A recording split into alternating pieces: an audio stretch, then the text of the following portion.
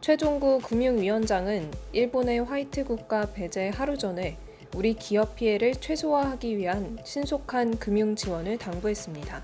27일 최종구 금융위원장은 정책금융기관, 시중은행, 증권 유관기관 등과 함께 금융시장 동향 점검 및 일본 수출 규제 대응 간담회를 개최하고 글로벌 금융시장의 불확실성과 변동성 확대에 따른 국내 금융시장 상황을 점검하고 증권 유관기관의 중심적 역할을 당부했습니다.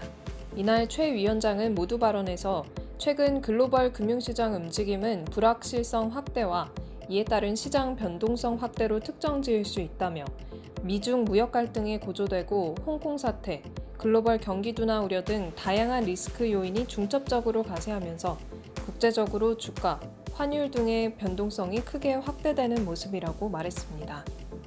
이어 한층 더 높은 긴장감을 갖고 시장 상황을 점검해 나가면서 시장 변동성이 과도하게 확대되는 경우에는 이미 마련된 컨틴전시 플랜에 따라 필요한 조치를 적기에 시행해 나갈 계획이라며 투자자들께서는 지나친 불안 심리로 시장의 변동성이 불필요하게 확대되지 않도록 신중하고 차분하게 대응해 주시기 바란다고 말했습니다.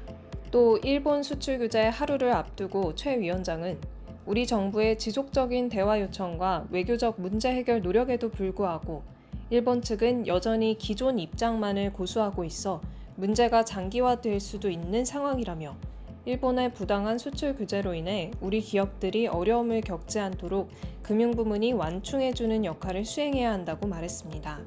특히 현재까지 피해 기업에 대한 애로 상담을 토대로 만기 연장, 신규 지원 등을 제공 중이며 지난 5일부터 23일까지 총 130건에 대해 2,654억 원 규모의 금융 지원이 이루어졌다며 다행스럽게도 아직까지는 금융기관을 통해 직접적이고 심각한 피해를 입은 기업이 파악되고 있지 않는다고 강조했습니다. 다만 상당수 기업이 향후 발생할지도 모를 수입 수출 차질 등에 대한 불안감을 갖고 있으며 우리 기업의 불안감 해소를 위해 금융부문에서 보다 적극적이고 신속하게 지원해야 할 것이라고 당부했습니다.